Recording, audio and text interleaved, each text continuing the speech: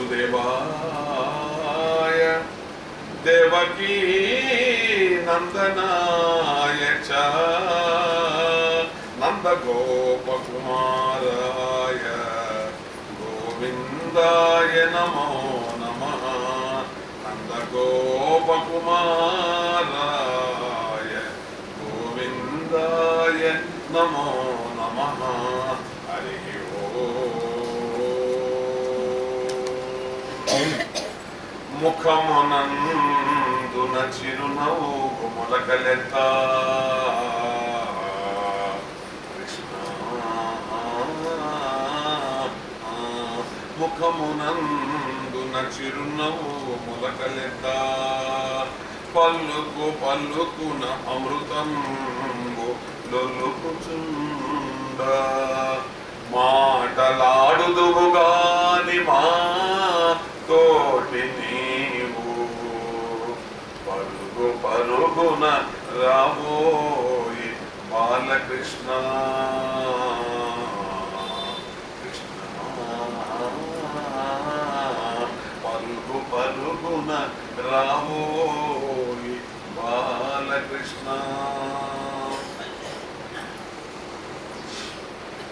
ఈ భూమిలో, భూమి అంటే ఈ భూమి మీద, ఈ భూమిని వెలిగించేటువంటి దీపాలు రెండు. అంటే ఈ భూమిని వెలిగించే దీపాలు ఎవరు? శంకరరావు గారు వెరీ గుడ్. చెప్పింది సూర్యుడు. Very good. భూమికి, ఈ యొక్క భూమికి భుక్తినిచ్చే లేదంటే శక్తిని మనకు అంటే మనకు తిండి ఇచ్చేటువంటి దీపాలు కూడా రెండు. ఏమిటవి?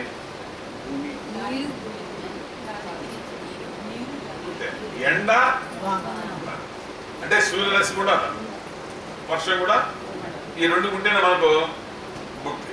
సరేనా? ఈ యొక్క భూమికి ముక్తినిచ్చేటువంటి వేద దీపాలు రెండు. ఏమిటి చెప్పండి? ఆ ముక్తిని ప్రసాదించేటువంటి, అంటే భగవంతుడు ఇస్తాడు, అది వేరే విషయం. భగవద్గీత కరెక్టే. రెండు చెప్పాను నేను కాదు, భగవద్గీతే. ఎందుకంటే భగవద్గీత మీకు స్పష్టంగా చెప్పాను.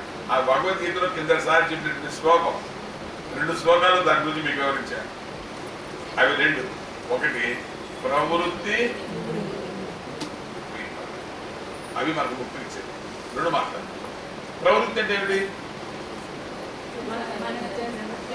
ప్రవర్తన, కర్మ మార్గం. Very good. కర్మలు. నివృత్తి అంటే ఏమిటి? జ్ఞాన మార్గం. ప్రవృత్తి కర్మ మార్గం, నివృత్తి ఈ గుర్తుపెట్టుకోవాలి బాగా ఎప్పుడు కూడా. ఇప్పుడు మనకు చాలా ఇంపార్టెంట్ అనమాట. కాబట్టి ఈ రెండు మనకు తెలుస్తున్నాయి. అయితే మనకు కళ్ళు రెండు. కళ్ళు రెండైనా డాష్ ఒకటి. Very good. చెవులు రెండైనా డాష్ ఒకటి. పెదవులు రెండైనా డాష్ ఒకటి. మాట కావచ్చు, నవ్వు కావచ్చు. కాళ్ళు రెండైనా డాష్ ఒకటి, నడక ఒకటి. మార్గాలు రెండైనా డాష్ ఒకటి, గమ్యం. బాగా చెప్పారండి, ఇది బాగుండాలండి. అంటే కరెక్ట్ పదం చెప్తున్నాను. సరే, కాబట్టి మనకు వేదాల్లో ముఖ్యంగా వేద సారమే బాగుంది కాబట్టి రెండు విషయాల గురించి చక్కగా కృష్ణ పరమాత్మ మనకు గీతలో బోధించాడు. వేదం కూడా మనకు ఆ రెండు విషయాలు చెప్తున్నాయి. ఒకటి ప్రవృత్తి, రెండు నివృత్తి.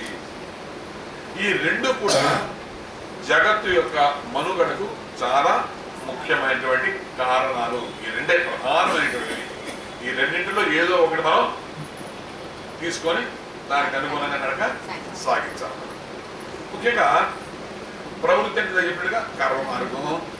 ఇదేం చేస్తుంది? సమాజానికి అభ్యుదయాన్ని ప్రసాదిస్తుంది. అంటే మన సత్కర్మలు కానీ అందరూ చేస్తూ ఉంటే సమాజం చక్కగా పరిణమిస్తుంది. కాబట్టి సమాజ అభ్యుదయానికి ఉపకరించేది ఈ ప్రవృత్తి మార్గం.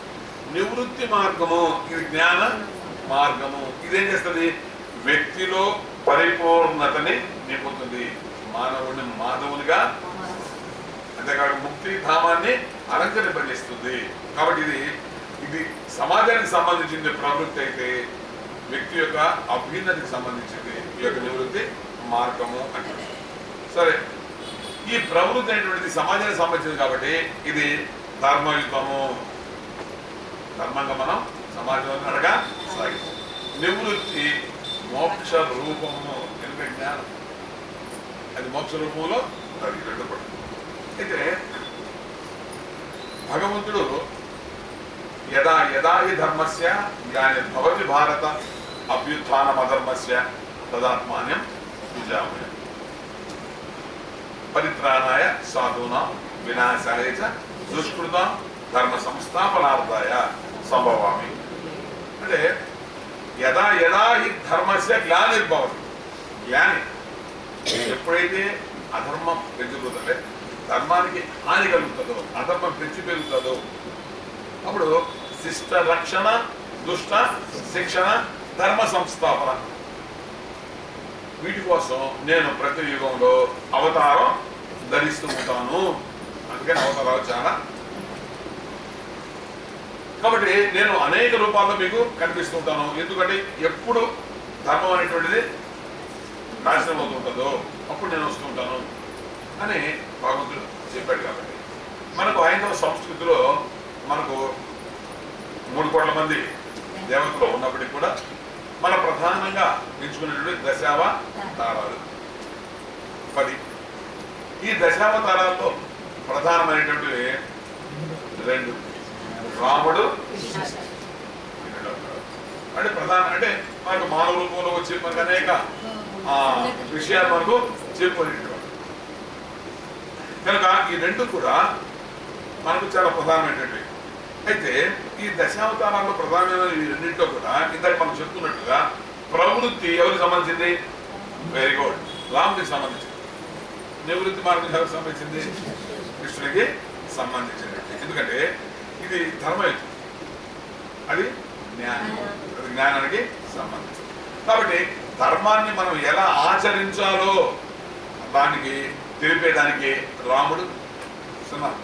అలాగే నివృత్తి రూపం అంటే నీ యొక్క స్వరూపంలో నువ్వు ఎలా చరించాలో దాన్ని చూపేందుకు కృష్ణుడు. ఈ 2 కూడా మనకు ప్రతిరూపాలుగా ఉన్నారు.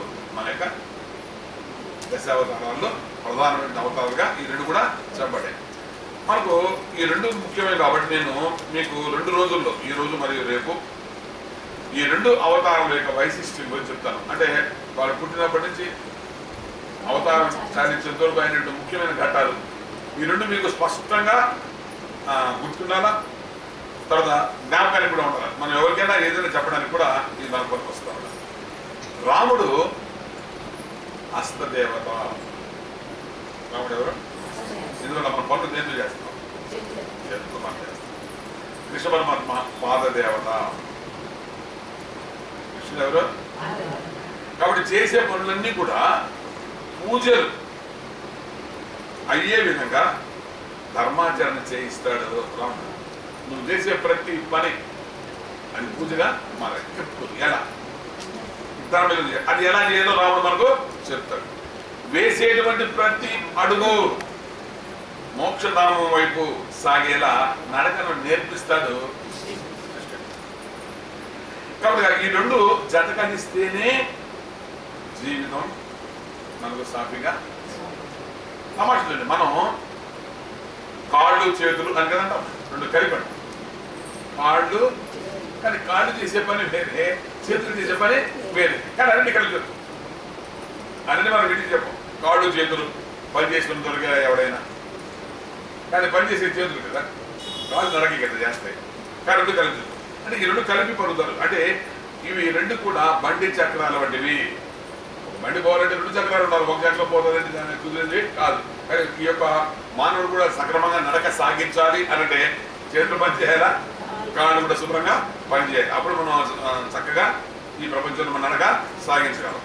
కనుక ఈ 2 కూడా ఇవి కాళ్ళు చేతులు అనేటువంటివి పరస్పరం విరుద్ధంగా కనిపిస్తున్నప్పటికీ కూడా అవి వేరైనా ఈ 2ని సంయుక్తంగా ఏ విధంగా అయితే మనం మాట్లాడుతున్నామో, ఎలా తెలుస్తున్నాయో, అలాగే ఈ ప్రవృత్తి నివృత్తులు అనేటువంటివి 2గా వేరుగా తెలుస్తున్నా ఈ 2 సంయుక్త ధర్మాలే. ఒకదాంతో నుండి ముడిపడి ఉన్నటువంటి ఒకదాని విడిచిపోదామంటే కుదరదు. అందువల్ల వాడిని ప్రతిపాదించేటువంటి రామకృష్ణుడు కూడా సంయుక్త రూపాలే. వాడిని వేరువేరుగా చూసేటువంటి దరిద్రపు స్థితి ఈరోజు మన మఠాధిపతులు పీఠాధిపతులు ఇస్తున్నారు అవతారాలు. సరేనా, రాముడు వేరు కృష్ణుడు వేరు అనేటువంటి దుర్మార్గమైన స్థితిలో ఇది పడున్నారు. ఇది పూర్తిగా అజ్ఞానం అనుకోండి. కానీ సామాన్య జనుడికి ఏది జ్ఞానము ఏది అజ్ఞానం అని తెలుసుకున్న పరిస్థితి లేదు కాబట్టి వీళ్ళందరూ జనాన్ని మోసం చేస్తూ బతుకుతూ ఉంటారు. ఎందుకంటే మనం ఆలోచన చేయడం. ఒకప్పుడు ఆలోచన చేసేవాడు. మనం నువ్వు చెప్పమ్మా, వర్కారీ సాంప్రదాయం అంటే ఏమిటి? అంటే వర్కారీ సాంప్రదాయం శంకర వర్కారీ సాంప్రదాయం అనగానేమి అంతే డైరెక్ట్ క్వశ్చన్. నాయుడు గారు మనం చెప్తున్నా కదా, పన్నెండు తుకారాం అనుసరించేటువంటి వాడు వర్కారీ సాంప్రదాయం. ఏం లేదు, వాళ్ళు ఏమేమైతే చేస్తుంటారో దాన్ని మనం వర్కారీలు అంటారు. దాన్ని వర్కారీ సాంప్రదాయం అంటారు. ఈ వర్కారీ సాంప్రదాయం మీరంతా వచ్చారు కదా, వాళ్ళ మంత్రం ఏంటి?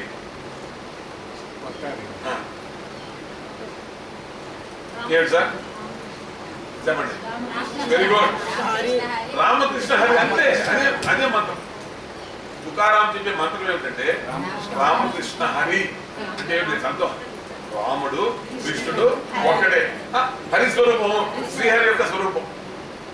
వీడు విష్ణువు కంటే వేరు కాదు. అందుకని రామకృష్ణ హరి, రాముడు కృష్ణ హరియే శ్రీహరియే. అంటే మొట్టమొదటి వాడు నారాయణ చెప్పుకుంటున్నాం కాబట్టి ఈ నారాయణ కంటే వీడు భిన్నం కాదు అనేటువంటిది వర్కరి సాంప్రదాయంలో ఈ తుకారాం. ఇది కూడా అదే. పాండురంగడు తుకారాంకి స్వప్నంలో కల్పించి చెప్పిన మంత్రం ఇదే. ఇది స్వయంగా చెప్పాడు పాండురంగడు తుకారాంకి. అందుకని ఆయన దాన్ని పట్టుకున్నాడు. అందుకని వర్కరి అందరూ కూడా రామకృష్ణ హరి అని అంటారు. అదే మనం హరే రామ హరే కృష్ణ అంటున్నాం. ఏం తేడా ఏంటి? రాముడు హరి, కృష్ణుడు కూడా అది హరే రామ అనేటువంటి మంత్రం. కాబట్టి ఈ యొక్క దివికి మరియు భూమికి నిత్యంలో వేసినటువంటి ఈ రామకృష్ణ అవతార వైశిష్ట్యం మనకు రామాయణం, భాగవతం, భారతం, అంతేకాకుండా పురాణాలు, వీటన్నింటిలో కూడా దీనికి సంబంధించిన విషయాలు మనం రామాయణమే కాదు రాముడికి సంబంధించి పురాణాలు కూడా రాముడికి సంబంధించిన విషయాలు చెప్తాయి, కృష్ణుడికి సంబంధించిన విషయాలు కూడా మనకు చెప్తూ ఉన్నాయి. అయితే భిన్న మార్గాలలో పయనిస్తున్నట్టుగా తెలిసేటువంటి ఈ రెండు అవతారాలు నిజానికి అభిన్నత్వము ఎవరైతే చూడగలరో వారు మాత్రమే బ్రతుకులో పరిపూర్ణతను సాధిస్తారు. రాముడు వేరుగా కృష్ణుడు వేరుగా చూసేంతకాలం మనకు ఏమీ అర్థం కాదు, అజ్ఞానంలో ఉంటే దగ్గర. ఆ ఇద్దరిని ఒకటిగా ఎప్పుడైతే చూస్తామో, అంతేకాదు వాళ్ళిద్దరినే కాదమ్మా, మన 3 కోట్ల మందిని కూడా ఒక్కటిగా ఎవరైతే మనం చూడగలమో సన్నా. ఎందుకంటే పరమాత్మ సర్వత్రా ఉన్నాడు అనేటువంటి దాన్ని మర్చిపోతున్నాం. భగవంతుడు సర్వత్రా ఉన్నాడు అంతే. కాబట్టి సర్వత్రా ఉన్నాడు, మైండ్లో కూడా ఉన్నాడు. ఇది అంత సులభం కాదు, చెప్పుకున్నంత సులభం కాదు. ఇది జీవితంలో మనం ఎంతో కాలం దీని సాధన చేస్తూ చేస్తూ చేస్తూ ఈ అనుభవాన్ని మనం సంపాదించగలిగితే అప్పుడు ప్రపంచం అంతా కూడా మనకు భగవంతమయంగా మనకు కనిపిస్తూ ఉంటుంది అన్నమాట. కాబట్టి ఈరోజు ఈ మాత్రం కనీస జ్ఞానం లేకుండా మఠాధిపతులు, సన్యాసులు వీరిద్దరి మధ్య భేదాలు పెట్టి కుటుంబం చర్చ పరిస్థితి ఇది అజ్ఞానానికి పరాకాష్ఠ. ఎందుకంటే ఎప్పుడో 13వ శతాబ్దిలో శివకేశవ భేదాలు అంటే ఈ రోజు మన తరగతి దాని గురించి మాట్లాడుకుంటున్నాం. అంటే ఇక మానవుడు ఎక్కడికి పోతున్నాడు మనకు అర్థం కావాలి. అప్పుడు ఎప్పుడో అజ్ఞానంలో ఉన్నప్పుడు కొట్టుకున్నారు 3 నామాలు ఈ నామాలని.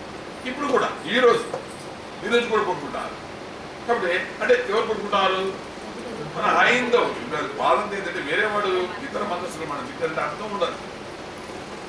కానీ మనలో మనోళ్ళే రాముడు ఒకడు కాదని, శివుడు ఒకడు కాదని, కృష్ణుడు కాదు, ఇంత దుర్మార్గమైనటువంటి స్థితిలో మన హైందవ సంస్కృతి నలిగిపోతూ ఉంది. ఇది అజ్ఞానానికి పరాకాష్ఠ అనుకోండి. ఎందుకంటే దేవుళ్ళలో కూడా భిన్నత్వాన్ని చూసేటువంటి వీరి దృష్టి సరే ఇది ఎంత ఘోరమైందో సరే దీని మన మాటల్లో మనం చెప్పలేకపోతుంది. ఇంతకీ ఈ రామకృష్ణుల మధ్య అసలు భిన్నత్వం ఎలా ఉంటుంది, ఆ భిన్నత్వము ఏ విధంగా ఒకటిగా ఉంటుంది అనేటువంటి విషయాన్ని, ఇదంతా ఈ వైరుధ్యం ఏ విధంగా మనకు కనిపిస్తుందో, నిజానికి ఆ వైరుధ్యంలో ఏకత్వం, భిన్నత్వంలో ఏకత్వం ఉన్నట్టుగా ఏ విధంగా ఉంటుందో మనం మెల్లగా మనం చూస్తాం. సరేనా? ఇక్కడ పెద్దలు ఒక మాట చెప్తారు.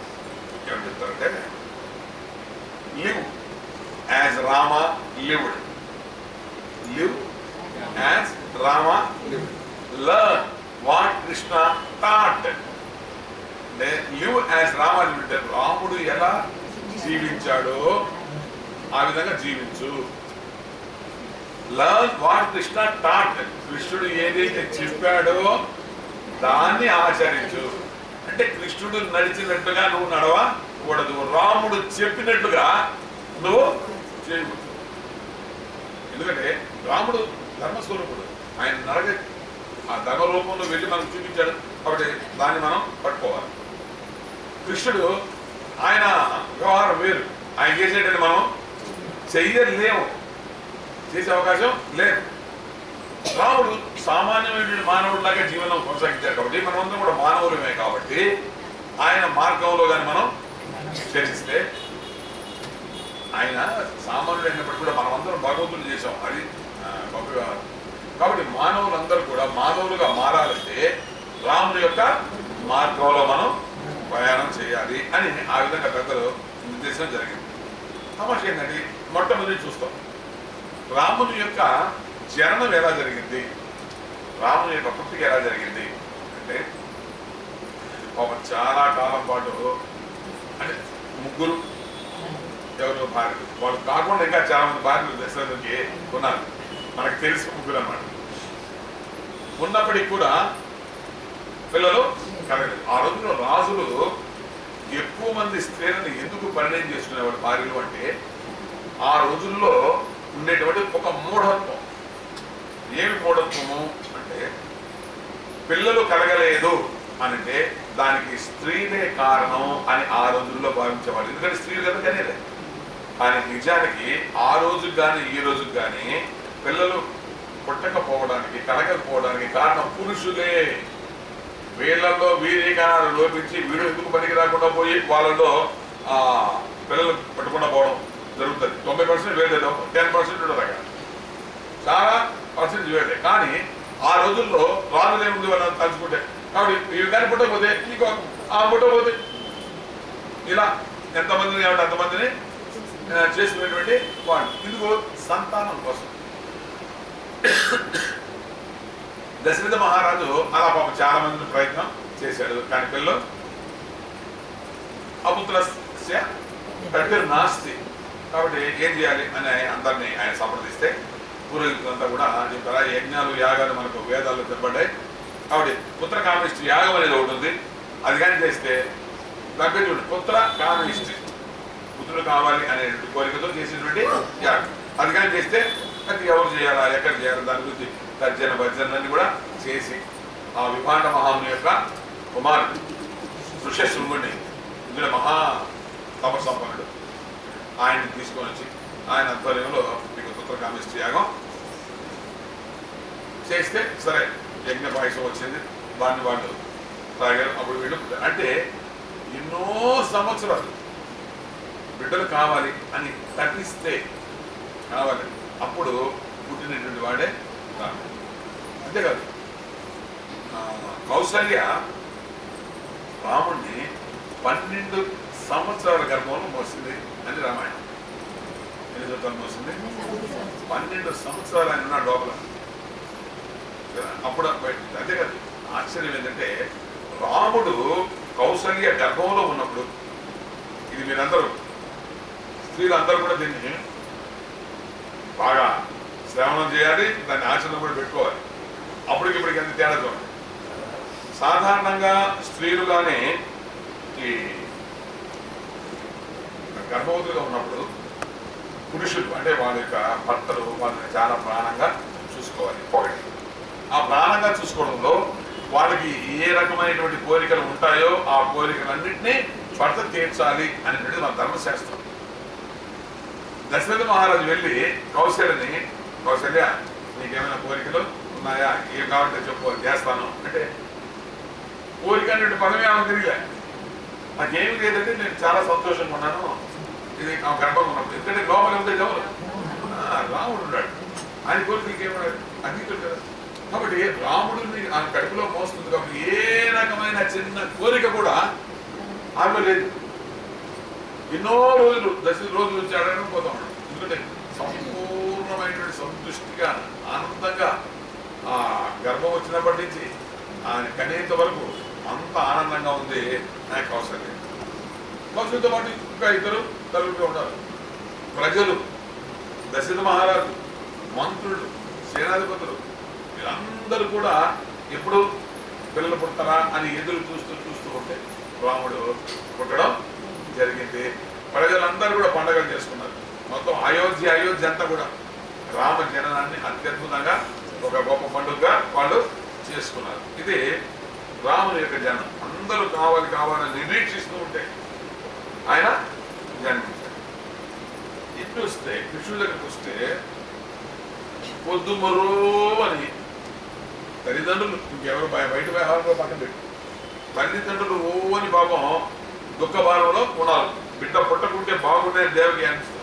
అంతేకాదు శరస్థానంలో బంధించబడి ఉన్నారు. సరే, ఆయన అర్ధరాత్రి అక్కడ పుట్టే కనీసం తల్లి పాలు కూడా పరిస్థితి. ఇక్కడ అయోధ్యలో ప్రజలందరూ రాముడు పుట్టాడని సంబరాలు చేసుకుంటే మధురలో ఒక్కరికి కూడా తెలియదు కృష్ణుడు పుట్టాడనే విషయం. ఎవ్వరికి తెలియదు. సరే, అర్ధరాత్రిలో రహస్యంగా నదిని ఆ యమున నదిని దాటి తీసుకెళ్లి మధుర నుంచి దూరంగా వెళ్ళిపోయి ఎక్కడో విరేకల్లో పెట్టడం. కాబట్టి ఇక్కడ పరిస్థితి చూడండి, అయోధ్యలో ఇక్కడ మధురలో ఉండే పరిస్థితి చూడండి. ఈ రెండు ఉండేటువంటి విభేదం. రాముడు సూర్య వంశానికి సంబంధించిన వాడు. సూర్యుడు బుద్ధికి అధిష్టాన దేవత. అయితే రాముడు ఈ యొక్క బుద్ధికి ప్రతీక అయినటువంటి జ్ఞానం దాన్ని విడిచి మనస్సుకు ముడిపడి ఉన్నటువంటి ధర్మానికి ప్రాధాన్యత ఇచ్చాడు. ధర్మం మనసుకు సంబంధించింది, జ్ఞానం బుద్ధికి సంబంధించింది. రాముడు సూర్యవంశస్థుడు. సూర్యుడు దేనికి ప్రతీక అని చెప్పి బుద్ధికి ప్రతీక. అంతేకాదు హనుమంతునికి జ్ఞానాన్ని ప్రబోధించినటువంటి వాడు సూర్యుడు, సామాన్యుడు గారు. దాన్ని విడిచిపెట్టాడు, జ్ఞానాన్ని విడిచిపెట్టి ఏం చేశాడు? ఆయన ధర్మానికి ప్రాధాన్యత ఇచ్చాడు, అంటే మనసుకు ప్రాధాన్యత ఇచ్చాడు. ఈయన ఎవరు? శ్రీకృష్ణ పరమాత్మ చంద్రవంశానికి సంబంధించాడు. చంద్రమా మనసో జాత చక్షో సూర్యులో జాయిత అనేది మనం చెప్పుకున్నాం. కాబట్టి చంద్రుడు మనసుకు ప్రతీక. కానీ మనసుకు ప్రతీక అయినటువంటి చంద్రుడిని విడిచిపెట్టి బుద్ధికి ప్రాధాన్యత ఇచ్చేటువంటి జ్ఞానాన్ని పట్టగలిగాడు శ్రీకృష్ణ పరమాత్మ. కాబట్టి ఈయనేమో ధర్మానికి పుట్టిన వంశంతో సంబంధం లేకుండా ధర్మం వైపు నడిస్తే, ఆయన అలాగే జ్ఞానం వైపు నడక సాగించాడు. రాముడు మిట్ట మధ్యాహ్నం 12 గంటలకి పుట్టాడు. అందువల్ల ఆయన కర్మయోగి. అంతే కదా, కర్మతోనే కదా మనం పగలంతా ఏం చేస్తాం? కష్టపడి మనం పని చేస్తాం. ఆయన మహా కర్మ యోగి.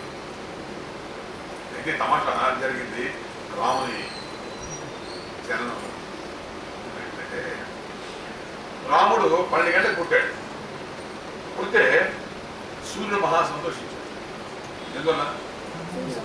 సూర్యవంశంలో పుట్టాడు, సూర్యవంశం సంబంధించబడి.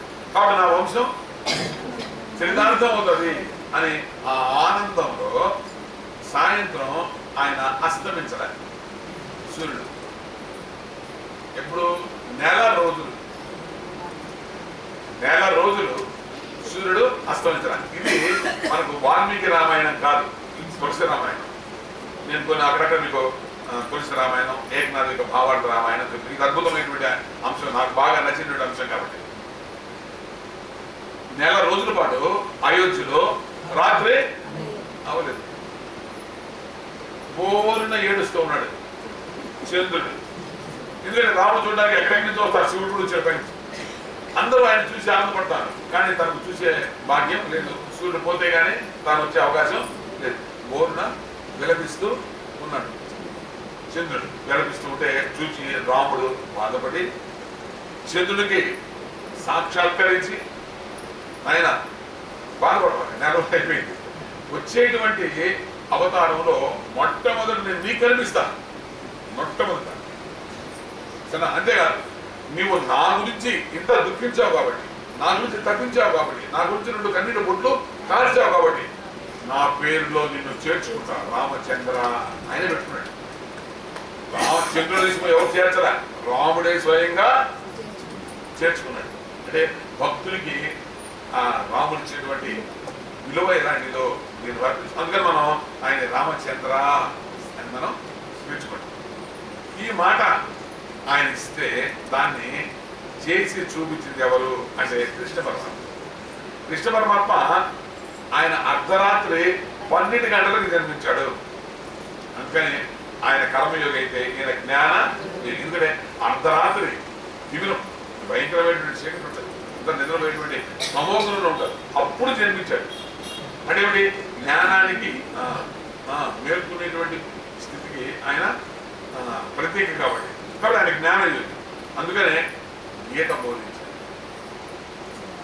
అర్ధరాత్రి కృష్ణ పరమాత్మ జన్మించినప్పుడు ఆయన అక్కడి నుంచి లేదు, వెంటనే తీసుకొచ్చాడు. బయటికి తీసుకొచ్చినప్పుడు పైన ఎవరు చంద్రుడు మొట్టమొదట కృష్ణ పరమాత్మని దర్శించి నమస్కరించుకున్నాడు. కాబట్టి రామావతారంలో తాను ఇచ్చినటువంటి మాటని కృష్ణావతారంలో నిలబెట్టుకున్నాడు భగవంతుడు. ఇతర మధ్య సారూప్యం ఉందా, వైవిధ్యం. కాబట్టి ఒక ధర్మానికి ప్రాధాన్యత ఇస్తుంది, జ్ఞానానికి. ఎందుకంటే ఈ 2 కూడా మనిషికి అవసరం. ఇదే రాముని యొక్క జీవితంలో కూడా మనకు తెలుస్తుంది. కాబట్టి ఇలా చంద్రుడిని ఆయన ఎంతో ఆనందంగా చూశాడు. ఆయన జ్ఞానానికి ప్రాధాన్యత ఇచ్చాడు. కాబట్టి ఈ గీతను బోధించి జగద్గురువుగా ప్రసిద్ధి. కృష్ణం వందే జగద్గురువు అని మనం ఎవరినంటాం, కేవలం కృష్ణ పరమాత్మను మాత్రమే పిలుస్తాం. అయితే మనకు తెలిసి కలియుగంలో, అది ద్వాపరయుగం, మనకు తెలిసి అత్యద్భుతమైనటువంటి పాండిత్యాన్ని, అపారమైనటువంటి జ్ఞానాన్ని ప్రదర్శించినటువంటి శంకరులను కూడా మనం జగద్గురువు. ఎందుకంటే ఆయన దక్షిణ భారతదేశం సంబంధించిన వాడైనా ఉత్తర భారతదేశానికి వెళ్ళి కాశ్మీర్ పీఠాన్ని అధిరోహించి మన యొక్క ఔన్నత్యాన్ని చాటి చెప్పినందుకు కారణంగా ఆయన అందరినీ జయించాడు. కాబట్టి ఆయన జగద్గురువుగా చెప్తాం. కానీ నిజానికి జగద్గురువు ఎవరు? శ్రీకృష్ణ పరమాత్మ. అందువల్ల చంద్రుడికి మొట్టమొదట దర్శనమిచ్చి ఆయన కోరిక చేశాడు. రామ నామాన్ని గురించి చెప్తూ కాళిదాసు ఒక మాట అంటాడు, జగత్ ప్రథమ మంగళం. అంటే ఈ జగత్తులో మొట్టమొదటి శుభకర నామము ఏది అంటే అది రామనామం. అంటే మొట్టమొదటి శుభకర నామం. అందుకని రామోచ్చారణ దేవ ముఖ నిర్యంతి పాతకా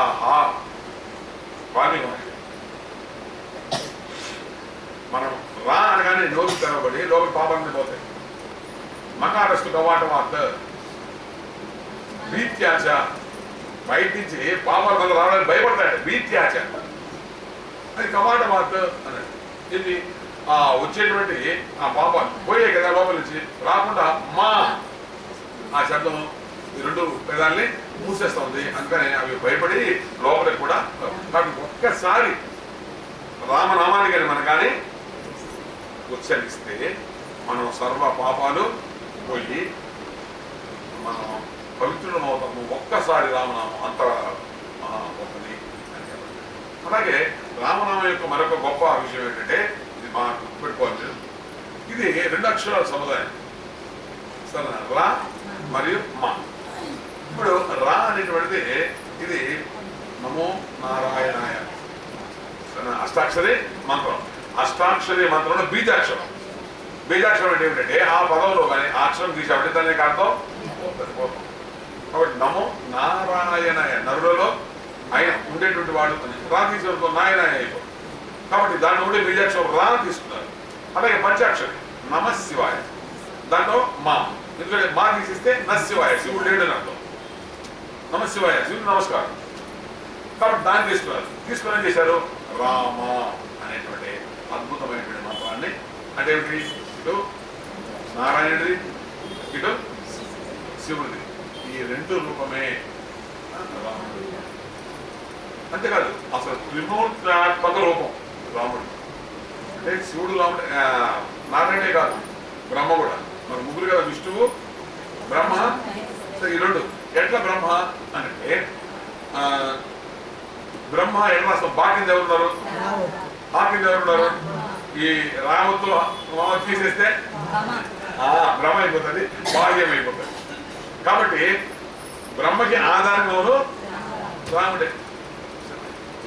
కాబట్టి రామ మంత్రము అనేటువంటిది త్రిమూర్త్యాత్మక స్వరూపము. కాబట్టి దాంట్లో నారాయణుడు ఉన్నాడు, శివుడు ఉన్నాడు, బ్రహ్మదేవుడు కూడా ఉన్నాడు. అందుకని రామనామం చాలా గొప్పది. అంతేకాదు ఇంకొక మాట ఏంటంటే రామనామాన్ని పలకడం చాలా సులభం. అందుకని చచ్చిపోయేటప్పుడు రామాను రామాను అని అంటారు, కృష్ణ అని అన్నారు. ఎందుకని అది పలకడమే కష్టం, ఆయన మార్గాన్ని ఆచరించడం ఇంకా కష్టం. కృష్ణ అనగలమా? అందులో అప్పుడు మరణ సమయంలో మన పరిస్థితులు ఉంటాయి, నోరు ఎక్కువ పరిస్థితులు. అందుకని రామ అనేటువంటి మాట కూడా చాలా సులభంగా పలికేటువంటి మాట. ఆయన మార్గం కూడా మనకు సులభంగానే ఉంటుంది. ఎందుకంటే పిపరే రామరసం, పిపరే రామరసం, పిపరే రామరసం, పిపరే రామరసం.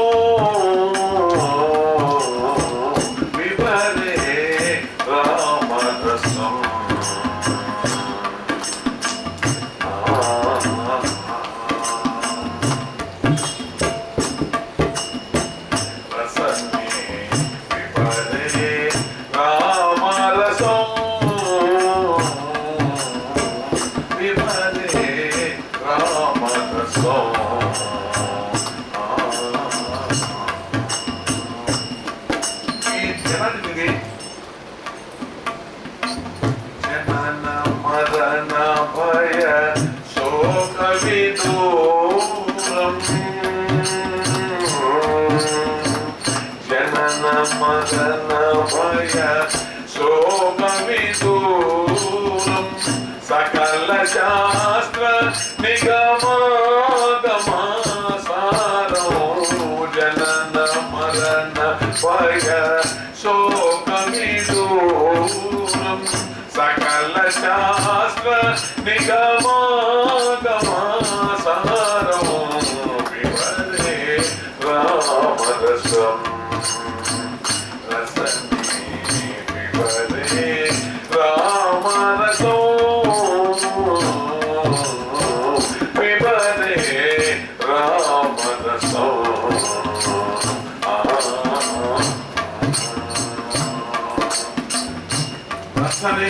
నాలుక పిపరే రామరసం, రామరసం తాగు, పిప తాగు రామరసాన్ని. ఎందుకు? జనన మరణ భయ శోక విదు. ఒక్కసారి భగవన్ నామాన్ని రామనామాన్ని ఉచ్చరిస్తే మనకు ఈ జననం ఉన్న చక్రం నుంచి బయటపడతాం, భయం పోతుంది, శోకం దుఃఖం కూడా పోతుంది. అంతేకాదు సకల శాస్త్ర, అన్ని శాస్త్రాలు మనకి ఎన్నున్నాయో ఈ శాస్త్రాలన్నింటిలో ఉండేటువంటి సారాన్నంతా కూడా తీసి అక్కడ పోసామంటే రామనామం. అంతేకాదు నిగమ ఆగమ, నిగమ ఆగమాలు, వేద ఉపనిషత్తులు, స్మృతులు, శృతులు, వీటన్నిటి యొక్క సారం ఎక్కడ ఉందంటే కేవలం 2 అక్షరాలు రామనామంలో. అందుకనే నీ శ్రీరామ నీ నామం ఎంతో రుచిరా,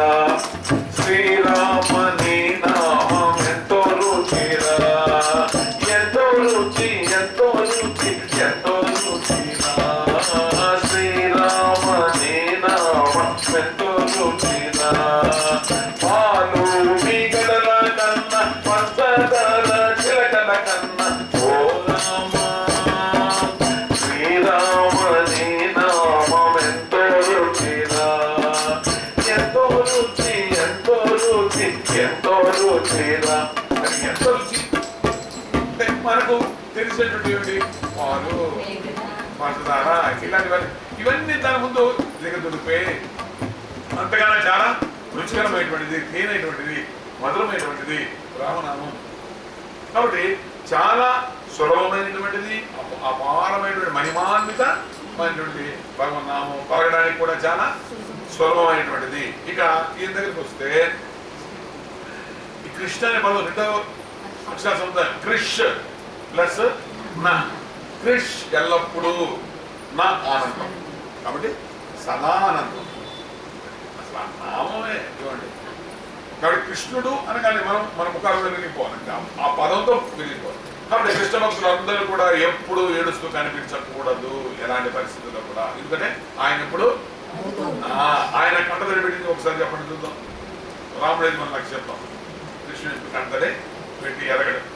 కనుక కృష్ణ భక్తులు అందరూ కూడా, ఎందుకంటే ఆ పేరులో ఉన్నది కృష్ణ, ఎల్లప్పుడూ ఆనందంగా ఉండడం. అందుకని ఆయన ఎప్పుడు ఆయనకు వచ్చిన కష్టాలు ప్రపంచంలో కానీ కష్టాల్లో చేరకుండా ఉన్నాడు. కాబట్టి మనుషులు కూడా ఏంటంటే కష్టాలు అనేటువంటి మనుషులకు వస్తాయి కానీ మానులకి రావు. ఆ కష్టాలు వచ్చినప్పుడు ఎదుర్కోవడానికి పరమాత్మ మనకు బుద్ధిని ప్రసాదించాడు సరే. కాబట్టి ఈ బుద్ధితో మనం ఉత్తర్కించి ఎంతవరకు వాటిని మనం అధిగమించగలమో, అధిగమించినప్పుడు నీవు మానవ అనేటువంటి మాటకి సార్థకత. కాబట్టి ఏదో ఒక చిన్న కష్టం వచ్చిందని ఏడుస్తూ కూర్చుంటే దాని నుంచి నువ్వు ఎలా బయటపడతావు సరే. నీకున్నది ఆ బుద్ధి దేనికి ఇచ్చాడు భగవంతుడు? విచక్షణ నీకే కదా ఉంది, ఏ రకమైనటువంటి జంతుజాలానికి లేదు కదా. కాబట్టి ఈ తెలివితేటని మనం ఉపయోగించుకొని మనకు వచ్చేటువంటి కష్టాలని మనం ఎలా దాటాలో తెలుసుకున్నప్పుడే మనం మనుషులము అవుతాం, లేదా పశువుల కన్నా మనం ఏనం. కాబట్టి ఇక్కడ సదానంద భరితుడైనటువంటి శ్రీకృష్ణ పరమాత్మ నీకు అదే చెప్తున్నాడు. నీకు ఇచ్చాను, జన్మనిచ్చాను, నువ్వు ఆనందంగా జీవించాలి, ఎప్పుడు నువ్వు ఆనందంగా ఉండాలి. కృష్ణ అనేటువంటి పదానికి మరొక అర్థం ఏంటంటే కర్షయతీతి కృష్ణ, ఆకర్షించేవాడు కృష్ణుడు. ఎందుకంటే ఆయన స్టైలే వేరు చూడండి. నాకు నిలబడుకున్నా ఒక భాష సరే, నడిచినా పిల్లలు పొందినా. ఎందుకంటే ఎవరినైనా అమాంతంగా ఆకర్షించేటువంటి స్వభావం కలిగిన వాడు, తన చూపుతో, తన మాటతో, తన చేష్టతో లాగేవాడు. రాముడు ఎవరిని ఆకర్షించాడు, ఆయనకు పని లేదు. ఆయన సరే, ఆయన దగ్గరికి వస్తే ఎవరు చెప్తాడు, ఈయన అలా కాదు, ఎక్కడెక్కడ వాళ్ళందరూ కూడా తన దగ్గరికి తెప్పించుకొని చెప్పాల్సిందే చెప్పేసి పంపిస్తూ ఉంటాడు సరేనా. కాబట్టి కర్షయతి కృష్ణ. అయితే ఈ ఆకర్షణ అనేటువంటిది ఏంది డిఫరెంట్ గా ఉంటుంది. భూమి ఆకర్షణ, భూమి కూడా ఆకర్షణ శక్తి ఉంది. ఇదేం చేస్తుంది? పైకి దాన్ని లాక్కుంటారు కిందకి. పైకి నువ్వు ఏది విసిరేసినా భూమి దాన్ని ఆకర్షిస్తుంది, కిందకి లాగేస్తుంది. కానీ కృష్ణుడు కింద పైకి లాక్కుంటాడు, అది ఆయన ఆకర్షిస్తుంది.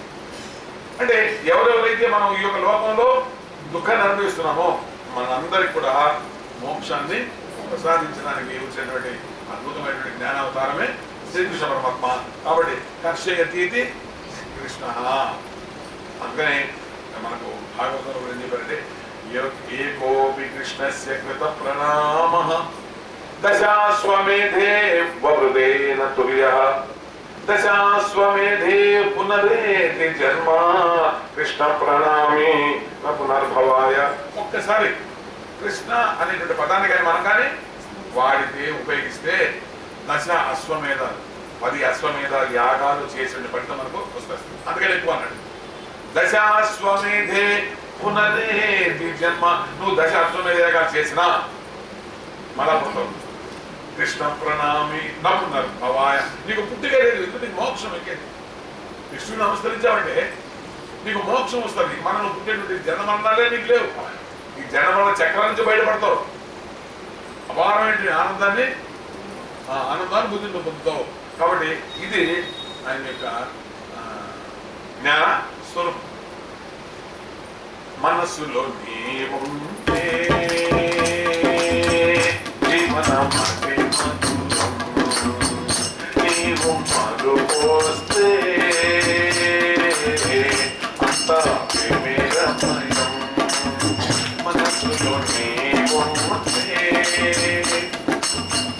జీవనమతి మధురం, నీవు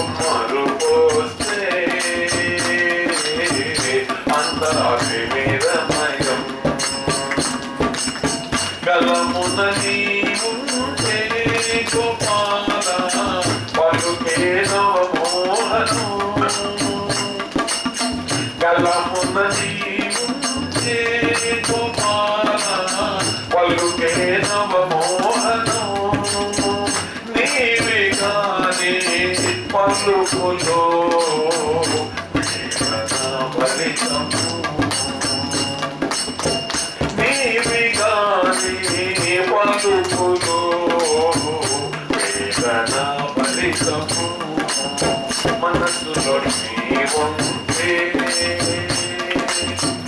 జీవనమతి మధురం నీవు మరుపోతే అంతా విమేరమయం నీ చరణాలు చేరాలని అనంత విచిన చేమంది నీ చరణాలు చేరాలని అనంత విచిన చేమంది సర్వము నీకై విడిచితివి నిన్ను మాత్రము విడువను సర్వము నీకై విడిచితివి నిన్ను మాత్రము విడువను మనసులో నీకుంటే జీవనమతి మధురం నీవు మనుకోసే అంతామయం మనం అంటున్నాం నేను వదలని మనలా వదిలిపెట్టు ఎంతవరకు ఆయన దగ్గరికి వెళ్ళేంత వరకే సరేనా మనం ఆయన దగ్గరికి వెళ్తే ఆయన విడిచిపెట్టి క్షణం కూడా ఉండలేం ఏ విధంగా అయితే గోపికలు సరేనా ఒక్క క్షణం కూడా కనీస కనురెప్ప వేసేటువంటి సమయాన్ని కూడా వాళ్ళు భరించలేక పోయారు ఎందుకంటే ఆ కృష్ణంలో ఉన్నటువంటి ఆకర్షిత లాంటిది కాబట్టి మనం ఆయన దగ్గరికి వెళ్తే ఆయన మనల్ని విడిచి పెట్టడు కాబట్టి కృష్ణ నామం యొక్క గొప్పతనం ఇలా ఉంటుంది తర్వాత బాల్యం విషయానికి వస్తే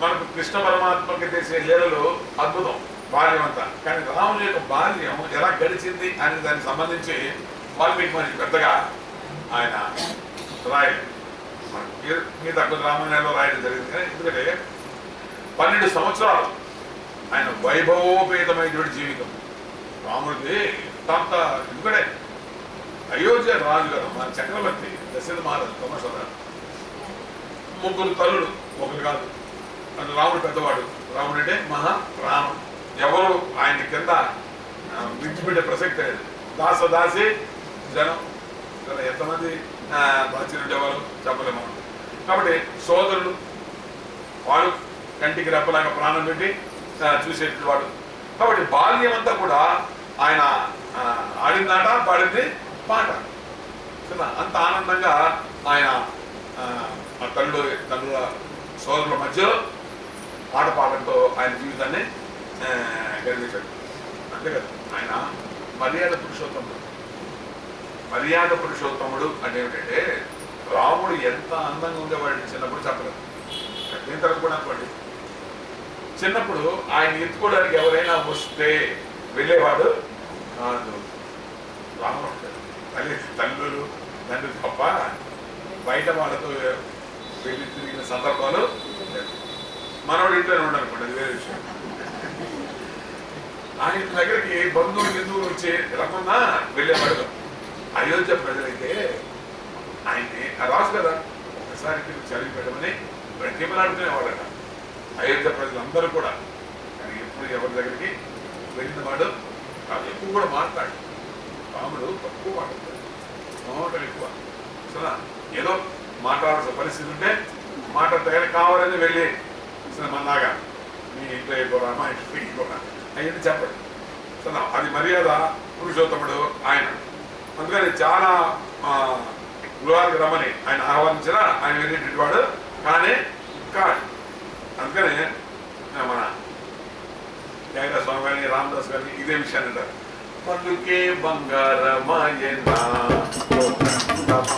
పలుకే బంగారమాయనా పలుకే బంగారమాయనా పలుకే బంగారమాయనా బంగారమాయే పిలచిన పలుకవేమి పల్లుకే బంగారమాయే పిలచిన పలుకవేమి అలలోని నామస్మరణ మరువాసకనే తండ్రి పలుకే బంగారమాయే కోరండవాణి పలుకే బంగారమాయే నాటిగా చేసి భూతాలమున ప్రఖ్యాతి చెందితివని ప్రీతితో నమ్మితి తండ్రి పలుకి బంగారమాయనా కోరండవాణి పలుకి బంగారమాయనా ఎంత వేడినా నీకు సుందైన దయరాదు ఎంత వేడినా నీకు సుందైన దయరాదు పంతాము జయనేంతటి వాడను తండ్రి పలుకే బంగారమాయనా కోరండవాణి పలుకే బంగారమాయనా తెలుసు చిన్నప్పటి నుంచి కూడా ఎవరి దగ్గరికి వెళ్ళిన వాడు కాదు, పలుకరించేవాడు కాదు. అందుకని అంటారు ఏమయ్యా పలుకు నీకు అంత బంగారం అంటావయ్యా, ఒక్కసారి మొదలు మాట్లాడితే ఏమవుతుంది? నిరంతరం నిన్ను జపిస్తున్నాం కదా, నామస్మరణ చేస్తున్నాం కదా, ఎంత వెళ్ళినా నీకు మా మీద ఇంత కూడా దయ నీకు రాదా, అలా మాట్లాడవా అని భక్తులంతా కూడా ఆయన దగ్గర మొదలుపెట్టుకున్నారు. ఇటు వస్తామంటే ఇక్కడ సమాచారం ఏంటంటే ఈ దగ్గరికి పుట్టాడు ఆ క్షణమే తల్లిదండ్రులకి దూరం అయిపోయాడు. తల్లిదండ్రులకు దూరం అయ్యాడు, సరే బాగానే ఉంది. రాజు నిజానికి మొదలుకి రాజు వచ్చినాడు కదా, కానీ ఎక్కడ పెరిగాడు? రేపల్లెలో పెరిగాడు. తల్లిదండ్రులు కాని వాళ్ళ దగ్గర పెరిగాడు. ఆ రేపల్లెలో ఎవరితో పెరిగాడు? గోప బాలుడు. అందరూ గోచులు పెట్టుకొని గోవులు మేపుకునేవాడు. వాళ్ళకు పెరిగాడు పాపం. ఎక్కడైనా ఉందా? ఏముంది? అందుకని పాపం ఆయన దొంగలించి తెలియదంట. వెన్నా పోలేవే చాక్లెట్ గీక్లెట్ మా ప్రతి గిట్టు చుక్కలు అవన్నీ దొంగలిస్తున్నాడా? అవి కూడా నిజానికి చూడండి, మీరు వెన్న ఇంత తినండి చూస్తాం, ఇంత తెచ్చుకొని తినండి. మీరు ఏదో కృష్ణాష్టమి రోజు పెడితే నేను ఇది స్కూల్ ఇది గుర్తు పెడితే దాన్ని కూడా తింటామవుతాయి 100 సార్లు. అదే బాగా ఉండదు వెన్న తింటే, అదే పెద్ద బాగుండదు, అది కంపకూడదు బాగా. కానీ పాపం ఆయన తిరిగి వెన్న అని అంటారు. మీరు తినాలి లేదా మనకు తెలియదు కానీ అంతేకాదు. ఏంటంటే పుట్టిన క్షణం నుంచి ఆ కంసుడు రాక్షసుడు పంపించాడు. 6 సంవత్సరం ఆ రోజు నుంచే రాక్షసుడు 12 సంవత్సరాలు రాముడికి ఏమీ తెలియదు, హాయిగా ఆటపడంతో ఉన్నాడు అయోధ్యలో. కానీ ఆ రేపల్లెలో రోజుల నుంచి ఆయన భయంకరమైనటువంటి రాక్షసుల్ని ఆయన ఎదుర్కోవాల్సిన పరిస్థితి వచ్చింది. ఇంకా ఘోరమైంది తెలుసా, ఈయన మర్యాద పురుషోత్తముడు. ఎవరు? మా ఇంటికి ఒకసారి రానైనా ఒక్కసారి వచ్చే మా ఇంటికి అడిగి పెట్టిపో అంటే వచ్చేవాడు. రోజు ఫిర్యాదు యశోదమ్మకి, మా కొబ్బరి మీద పడి రక్తం తాగేస్తాడమ్మా, చంపేస్తాడమ్మా, ఆయన కట్టేయండమ్మా, మా ఇంటికి పంపించుద్దమ్మా. ఇంత వాడు ఎంత పిలిచిన ఆయన ప్రజలు ఈయన వెళ్ళేవాడు.